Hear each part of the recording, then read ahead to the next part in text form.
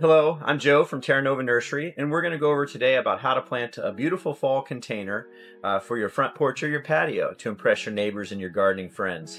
So, one of the things that you first want to consider when you're planting a container is the size of the container that you need, the color that's going to work well with the front of your house or the plants that you're going to use. So, try to pick out something that you really like that's going to work well for your situation. You also want to go to the garden center and pick out the plants that are going to work with your color scheme as well.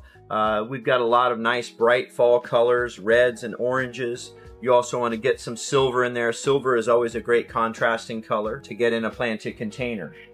So after you pick out the plants at your local garden center, you come home and you start figuring out how you're going to lay them out. First, you want to plug the drain hole in the bottom of the pot. Some people use a rock. I like to use a little bit of landscape fabric because I found that the snails and the slugs can't get through it to eat away at your roots. So once you get your container picked out, you plug the drain hole. Then you start filling your container. And what I normally do is estimate how full. Usually it's about 2/3, but I try to observe the depth of the biggest pot that I'm going to be putting in there, and I want to fill my container up to where that's going to be just about at the level that you want the finished soil level to be at. And as you're filling your container with some really nice good potting soil from your garden center, you want to make sure you use good potting soil because that's the foundation for the success of these plants. So I usually fill it up, and as I'm filling it up, I'm doing a little bit of packing down. I'm just kind of loosely with stiff fingers kind of knocking the air pockets out. So that way you don't get any settling, and pretty soon you go out there after you've done your beautiful fall container and one or two of your plants is leaning or settled down a little further than you had it originally planned. So once you get it about to the height you want, I usually take that tallest one and put it in there and double check. Now, if you're planting a container that's only going to be seen from one angle, like you would on your front porch, then you can do a tall plant in the background and then some lower plants in the middle, and then something that's going to trail over the front like this Hakonakaloa. It's a beautiful sort of spilling grass there. So pick out the plants that look really good and have a nice color scheme, contrasting colors. Some people actually like a monochromatic, so they'll go all orange or all red tones, which is another dramatic thing that you can do with it. Really just depends on what you want to see out in the front yard or on the back patio. So once I get the container filled with soil, like I said, slightly firmed up, we're going to plant this container as if it's going to be on the front porch. So it's going to have a taller backdrop, and then the plants are going to step down toward the front. So we're going to put this hedychium or this hardy ginger in the back. And sometimes you get these dead little tips on the leaves, and that's okay because we're going to trim them so that they look natural. So we're going to take those long pointy leaves and we're going to fold them right down the middle and then trim it off at a nice steep angle. And that way the leaf has a point to it, so you don't notice it doesn't look man-made or cut across the front. Keeps the natural look going. So this pot, you can see it's kind of root bound, and that's okay. You're going to find variations of the root system being root bound or not root bound.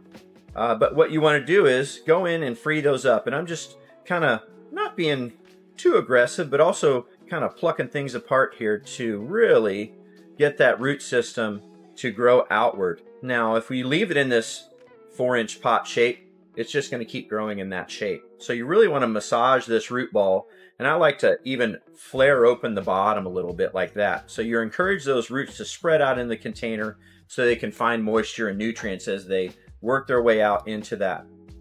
I also like to put a little bit of organic fertilizer.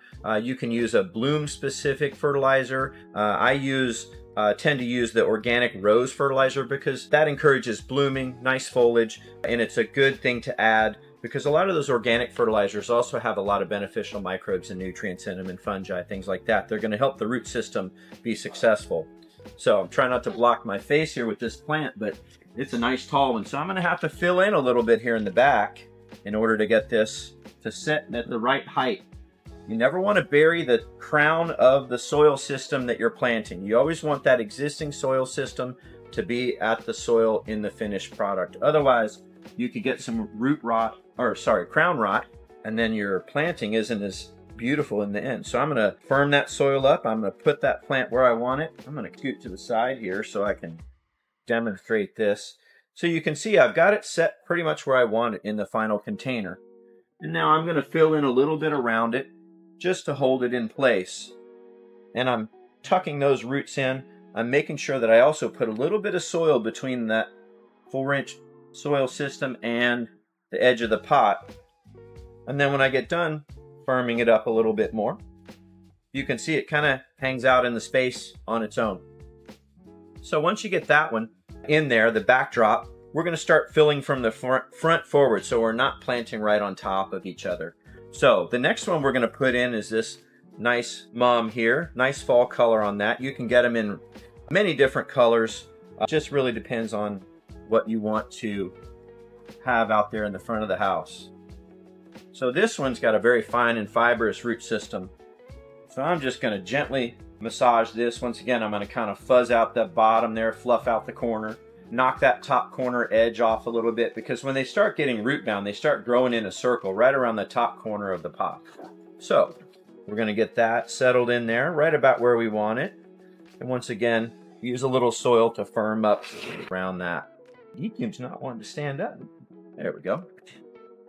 So I'm going to fill in a little bit more soil, because most of what I have now to put in are going to be 4-inch pots. Now, you see I've got a nice medium-sized plant here. On this other side, I'm going to put a nice medium-sized plant, and that's going to be this beautiful Heuchera changeling.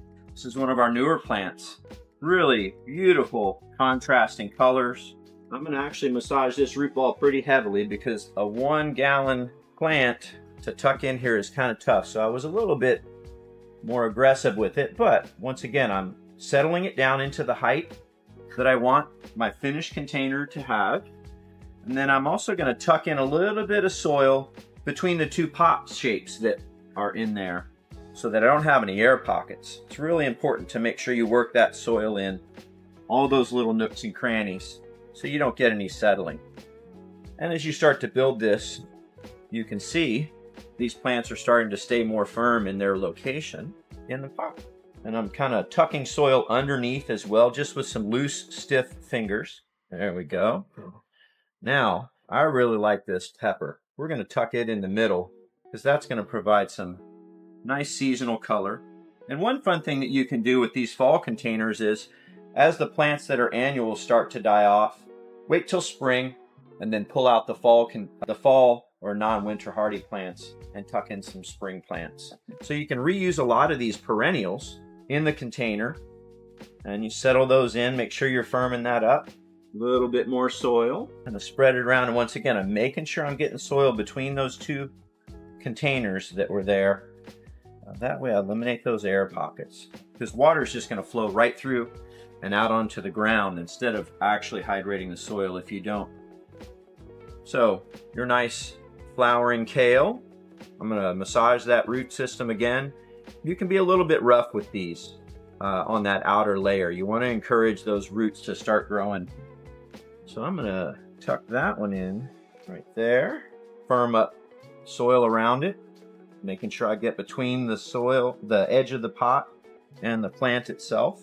Then you can start to see this coming together here. This is one of my favorites to add to a container. This is our snowy owl. It's a nice silver contrast. So I'm going to tuck it in there, tuck some soil around it. We're getting close to the end, so we want to be careful not to put too much soil in, then we're digging it back out. All right. Now let's put that plant in there that's going to spill over the front. That creates a dramatic effect. And now sometimes you'll get plants that have roots on the bottom like this. And the best way to handle that, sometimes I just tear them off, but then I feel really bad because I've just torn the plant up a little bit. I'll actually come in right in those drain holes where those roots are coming out of, and I'll cut them off. Then it pops right out of the plant. Massage that root ball, break up those roots, figure out the nice angle that it's going to have to spill out. Going to double check all my soil, make sure I'm all tucked in, and then prepare the spot for this last plant. Tuck it in. And then at this point, I just start grabbing handfuls of soil and tucking it in, making sure you get between the pot and the soil that was in the container. And sometimes you got to drop a little in the middle. And then Check your edges, make sure you got soil in all the spaces. A little bit of an empty spot right there. One thing I've also used for tucking this soil in is old wooden ruler. That's a good way to be able to get in there with a skinny tool to not damage the plants. So now we'll spritz this off with a little water, get this excess soil off of there. I'm gonna try to get a little bit more of an angle on this snowy owl there. All right, so now you want to give this a good watering, and then also check it for any settling. After you water it the first time, you want to make sure that you water until you see water coming out the drain hole. And that way you know that you've saturated the soil. And then manage the water by checking it. The best moisture meter you have is your finger. Stick it in an open spot down in there as deep as you can get. And if it feels moist on the tip of your finger, then it probably doesn't need water. You want the top 2 to 2.5 inches to dry out before you water it again. And in the wintertime, you might not be doing too much watering. And if it's out on the front porch or out on the back patio and it's going to get rained on, make sure you double check it for moisture. Don't consider Mother Nature to water it all the time unless it's a good long rain like we can have here in the Pacific Northwest. Because these plants will create a rain shadow. And if you don't check that moisture, they might be a little drier than you expect to see after some of the rain. So, as you can see, nice contrasting colors. We've got oranges, reds. We've got some variegation on the ginger. We've got some variegation on the Conocoloa. Once again, that beautiful changeling. Really nice plant because it's got a lot of different colors on it. So, there's a beautiful fall planted container.